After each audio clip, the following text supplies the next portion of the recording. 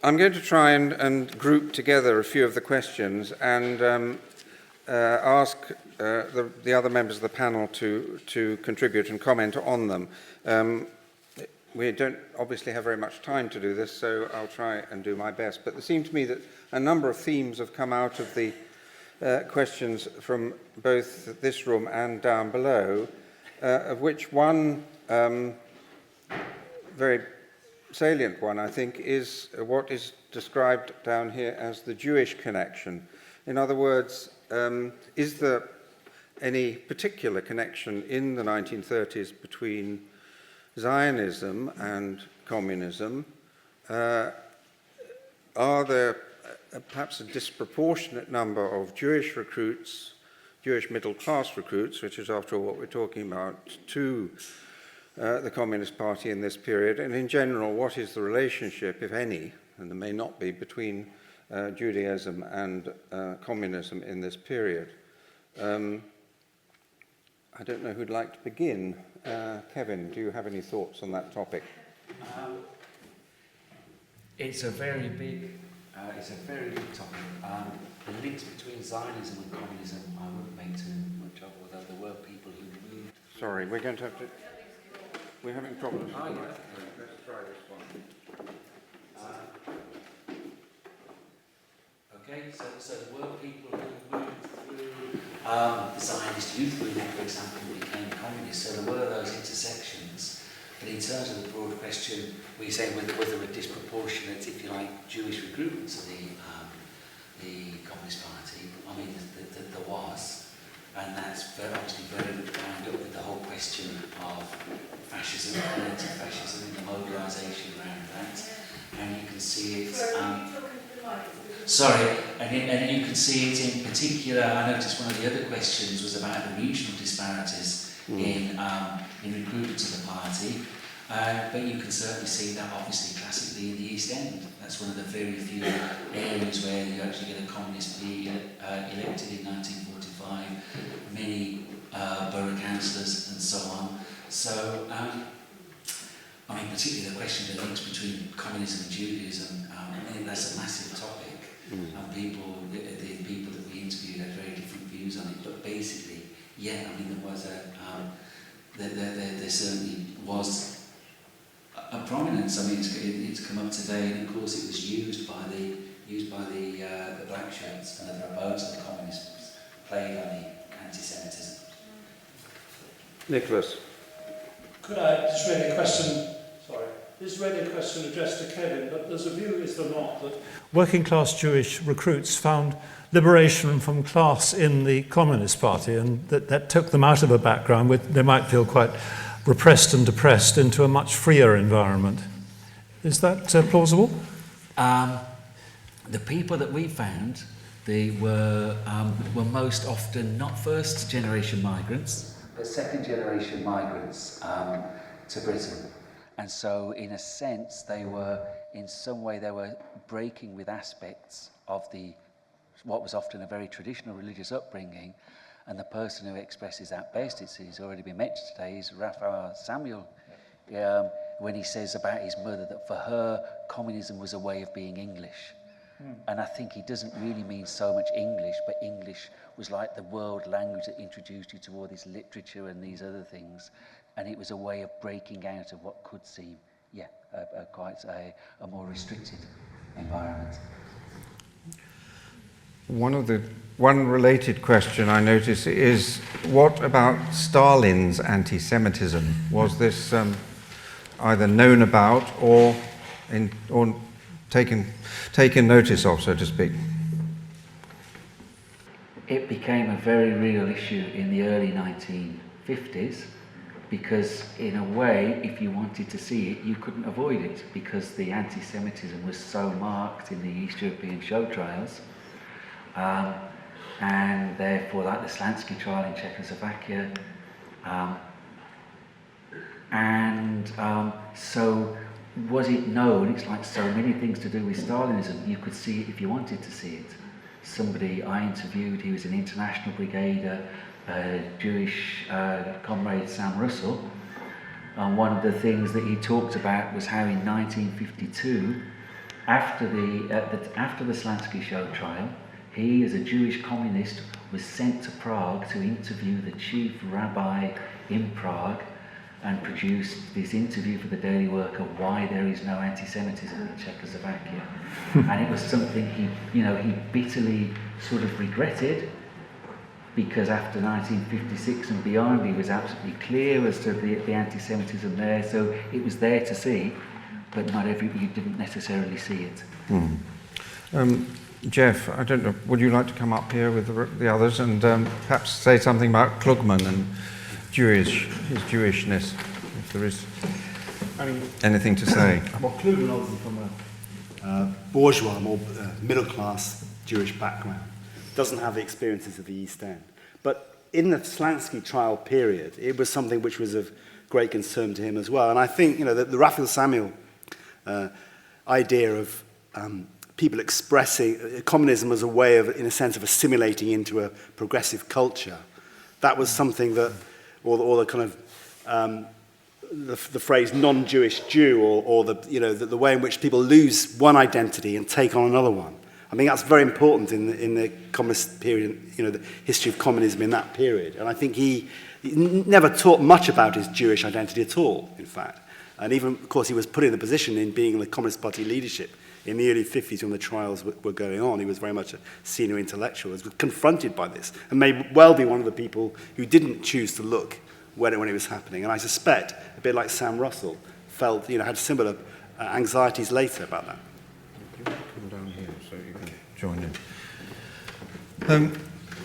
One question, I think, which may be of general interest, but particularly for Kevin, but Jeff also will have knowledge of this, is what are the records that exist for CP recruits? I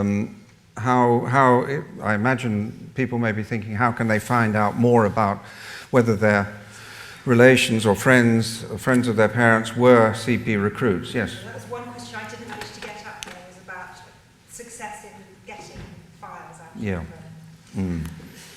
If there are comprehensive lists of Communist Party members from that period, we would really love to have seen them, and I don't think they were compiled. We were discussing this earlier. It wasn't such a massive organisation, and the membership turnover from year to year was very high, because young people came in, were very active. Sometimes they sort of burnt themselves out with activity. So you had a turnover which meant it was very difficult to imagine how you would have kept a central track of membership records. So how would you set about identifying particular individuals? There isn't a central registry, but the party archives are in the People's History Museum in Manchester, and there are district records which often do have some membership details. The most interesting sources from the point of view of, I suppose, the sorts of questions we've been discussing today are the party biographies. That's to say, party members, if they applied for a party job or attended a party school, compiled a short autobiography. And that was, sometimes it's handwritten, sometimes it's a questionnaire response. And there are something over 3,000 of those in Manchester. And they are just a fantastically rich historical source. Probably there's nothing quite like that for any other political party. Of course, there's what the British state was also keeping in the MI5 files that could get released a few at a time and so on. But in terms of the party itself, there was no... I don't think it would have been possible to have that sort of comprehensive list of members. I think there's a desire to know whether other people have had difficulty in getting information from the MI5 files themselves about their own relatives. Yeah. It's a general trend. Well, I mean, yes, let me say something about my experiences, and then Hamish might like to say something about his father's files. I've been trying for 15 years, I suppose, to get information out of MI5 on my father, who died in 1967. And after sometimes the excuse has been used that family members might be affronted or might worry if the details were made known. that certainly isn't the case in my family, so I can assure and have assured MI5 that there is no family objection to releasing the files either privately or publicly. However, they have maintained, well, their initial stance was that they could not confirm or deny that the files existed. This became difficult to maintain when Peter Wright, author of Spycatcher, published that book with its descriptions of interrogation, and other people, Nigel West and others, picked it up at the time, of my father being interrogated shortly before his death. And therefore the MI5 stance changed to we still cannot confirm or deny, but if the files were to be made available in 2017, then that may happen. After pressure from individual members of Parliament, and in particular, I have to say, most recently from my MP, the Speaker of the House of Commons, they have revised the stance yet further to say that were they to release the files in 2017, then the family would be allowed to see them first, which I don't really care about. I'm not worried about that. So it's a very, if I can answer the question, it's a very frustrating process. But Hamish, you were able to see the files. Would you like to come up here and tell us about it and what happened?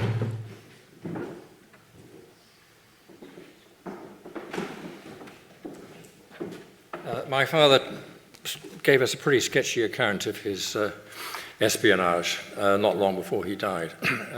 In that way, which maybe other people here will have experienced, there was a kind of subconscious collusion between parent and son or daughter about not going too deeply into things of that kind. And now, of course, I wish I pressed him more and said, you must remember more than this. You know, he's got a very, very good memory. Anyway, that's all we got, which wasn't very much. We wanted to find out simply what his role was in military intelligence. We didn't want to go further than that necessarily, but as a first move, what did Major McGibbon do? And we were told by MI5 they'd never heard of Major McGibbon. In fact, we had a letter from signed by Elizabeth Manningham Buller saying we'd never heard of Major McGibbon.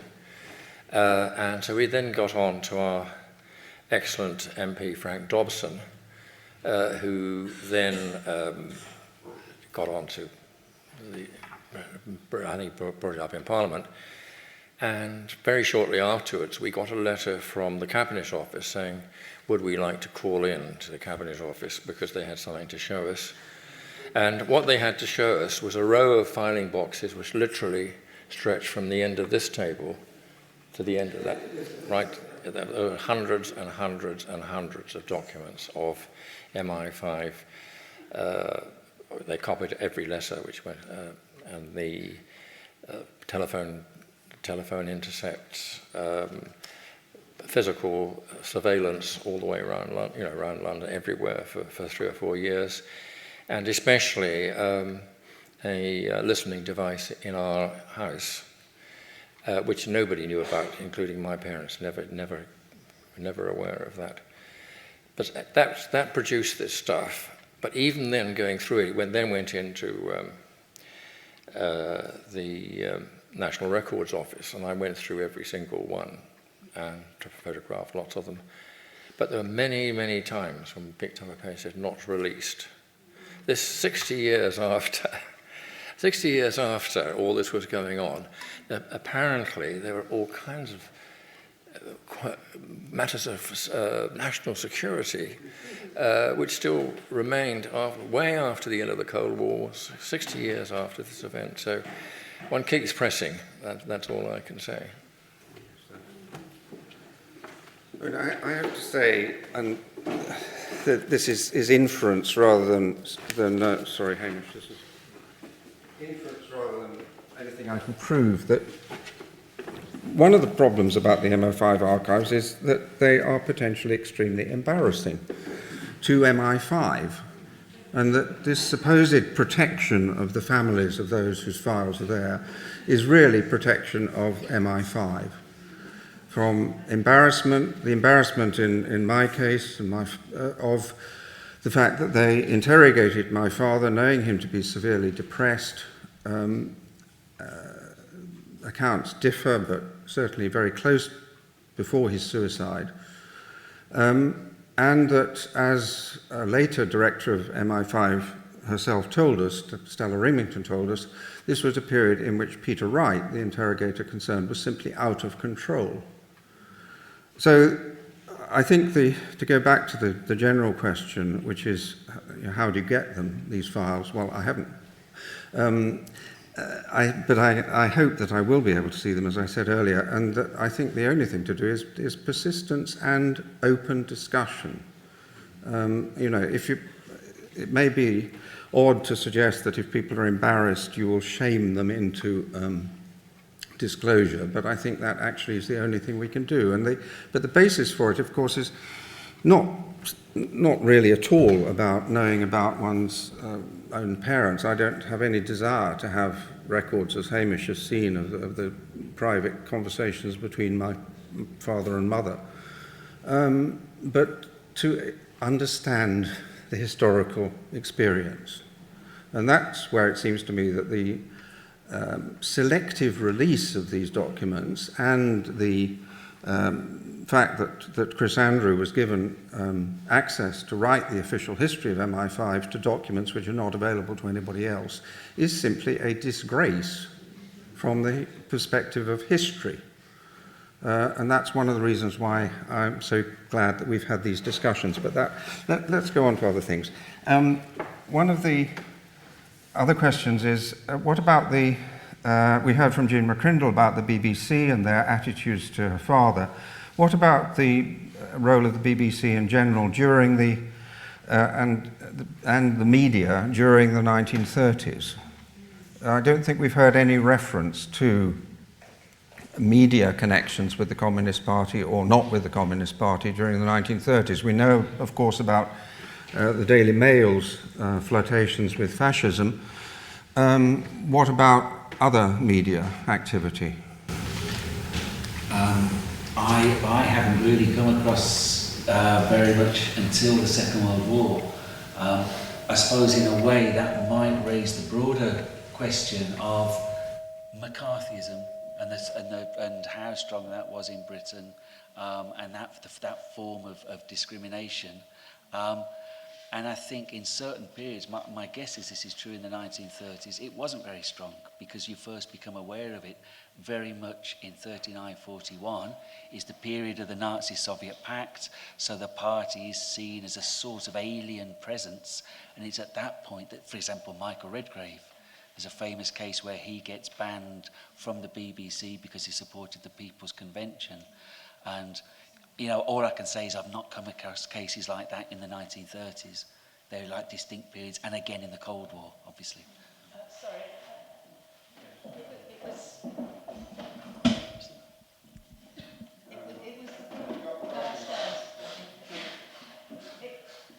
was the other side of this question, which is about how the other side of the question, and I hope that the member of the group is here, was more about how the Communist Party might have used some of the media as a vehicle for communicating its message, because there wasn't at that point a ban on CP members in the BBC, for example.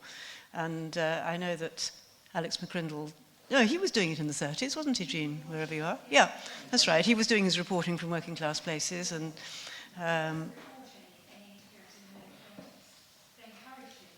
they encouraged you, right, yeah.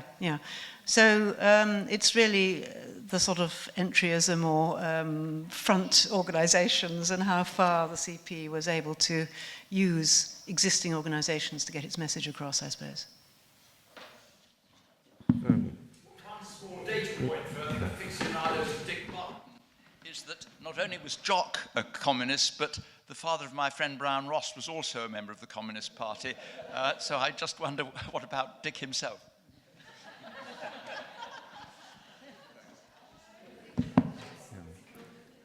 Yes, I think there's two questions over there.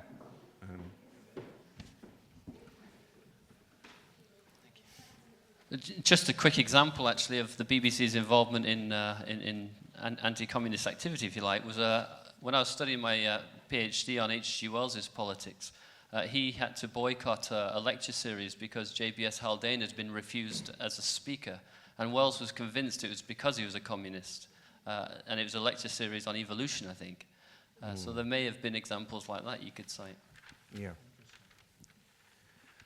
Did you have a question? No. Right.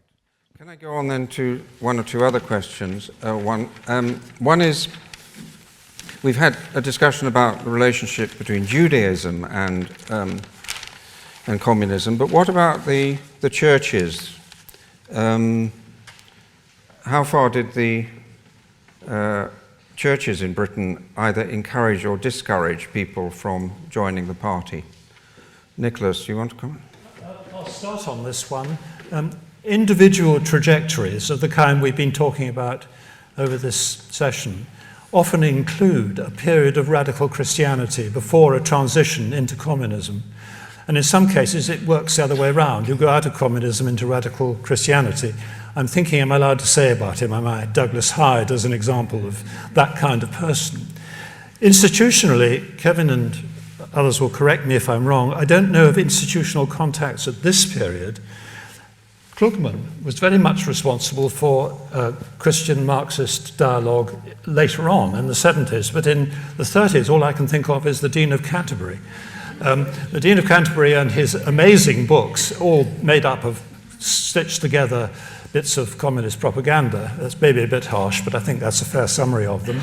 But he was never actually a member of the party, and he was conveniently not a member of the party and could be presented as an impartial commentator on the wonderful deeds of the Soviet Union. I think, there were other people like Hewlett Johnson in that period who I think it's true of all of them that if they were Communist Party members, they must have fallen into that undercover category because we don't know that they were. And it's only in the post-war period. I think the first case that we know of someone who's very much in that tradition and who is an Anglican clergyman and an active communist is Alan Eccleston in Sheffield. And he was of the sort that didn't have religious magazines in the back of the church, but knew Poland and knew Hungary and things like that. But that was slightly later in the Cold War years. What about Quakerism?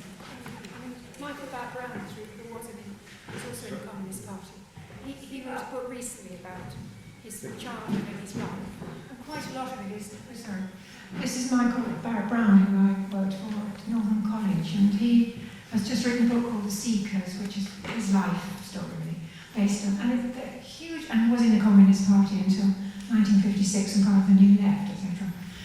But in the period that we're talking about, it was definitely a connection between Quakerism up in Boars Hill, where Frank Thompson and Brian Cowart and all that lot lived, and Michael's father, who was the pacifist, obviously, and the head of Muslim.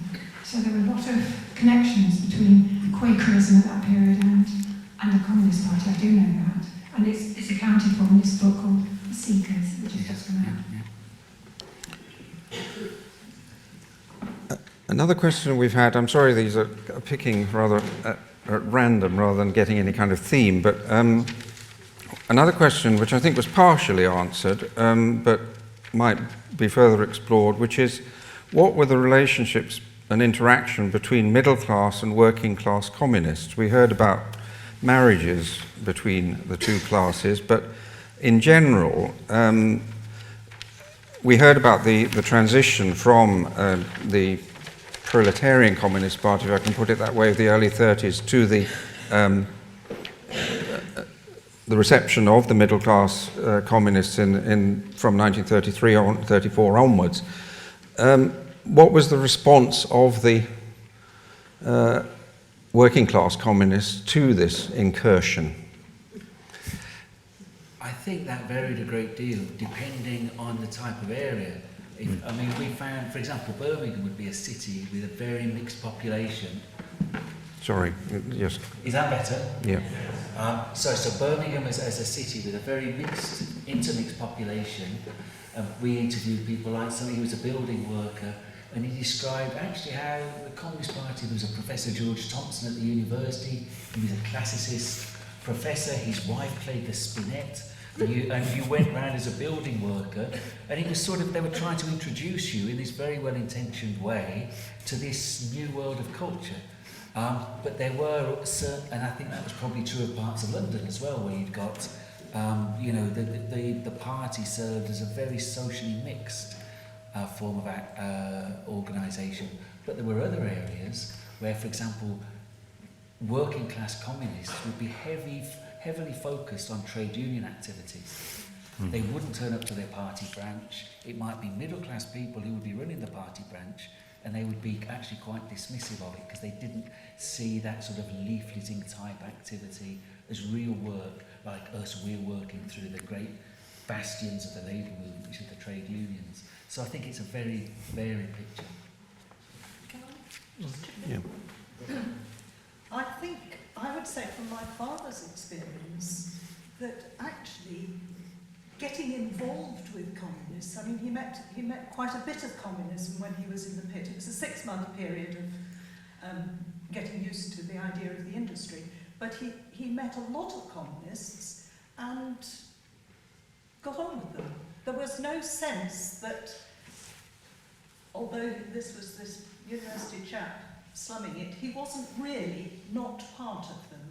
So I think it must have, to some extent, have depended on the situation in which the encounters took place. And certainly in his working life, his interaction with trade unions, the communist element was there, and it was never a problem.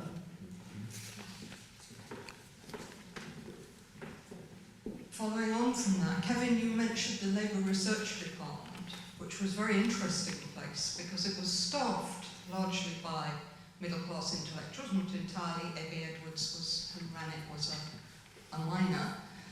And that was a way of working in and with the working class movement without having to pretend to be working class when you weren't.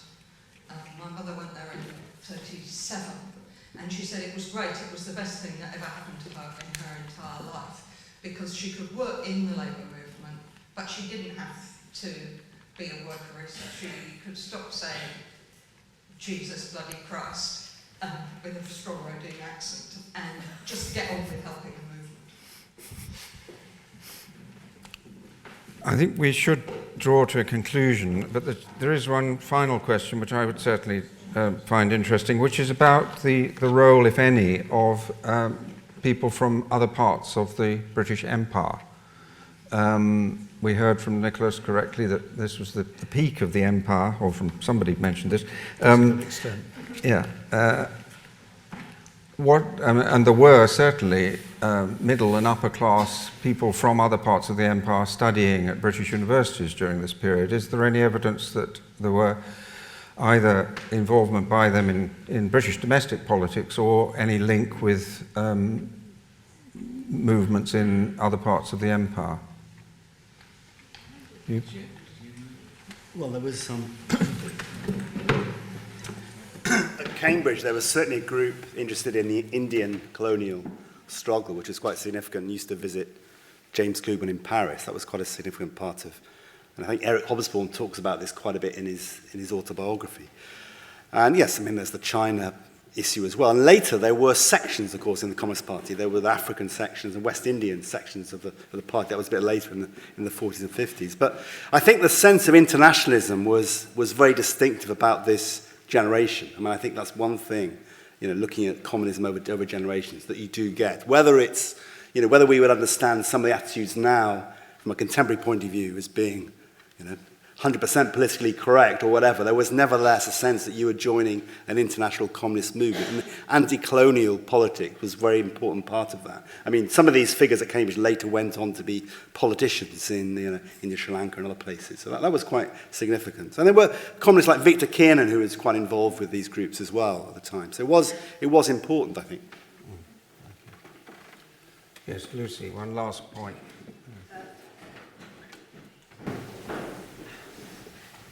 just connecting with that last point, which was that my father was a very prominent communist lawyer, and he mentioned that a lot of the freedom fighters or the the pro-independence people from Malaysia and Africa and all sorts of places did come for advice, presumably assuming that there would be someone both sympathetic but actually knowledgeable about the legal side of things. And you had to have, his emphasis always was that you had to have that practical aspect. He was very firm that he was never an armchair communist. He wanted to get things done. Can I just add just one very quick word there? In terms of prominent examples, you can find Jomo Kenyatta there in the Labour Monthly, attending communist meetings in the early 30s, Indira Gandhi attending the People's Convention, Nehru attended the Central Committee in 1937 and spoke at length to the Communist Party Central Committee. So at that level, those links certainly did exist. Sure, thank you. Okay, I think we should, as I say, come to a conclusion. And one question which we decided that we would raise is what next?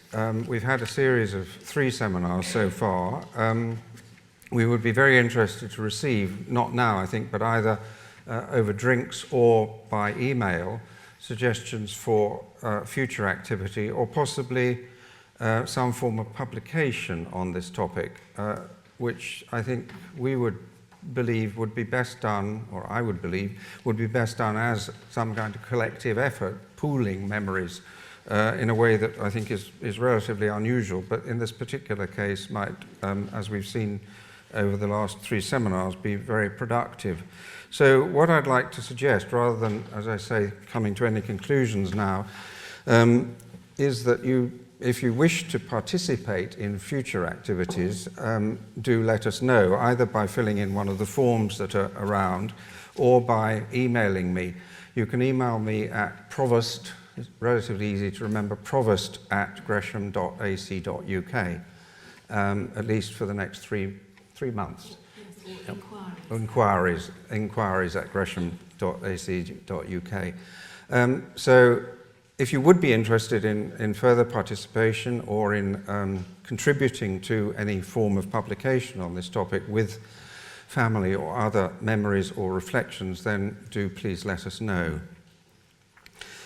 Just before we adjourn for drinks, you heard me say at the beginning that this initiative would not have got underway without the intervention of Ronnie McIntosh, who would like to say a few words.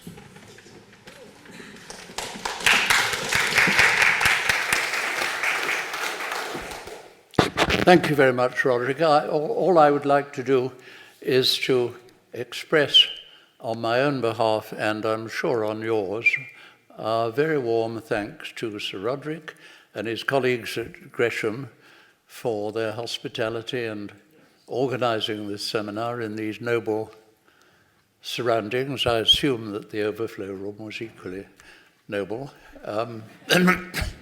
And also, if I may express our thanks to Nicholas Deakin, who's done the great majority of the hard work on the whole of this project, and on our speakers today, for giving us what I feel, and I think probably most people in the room feel, was a very worthwhile and stimulating afternoon. Thank you very much indeed.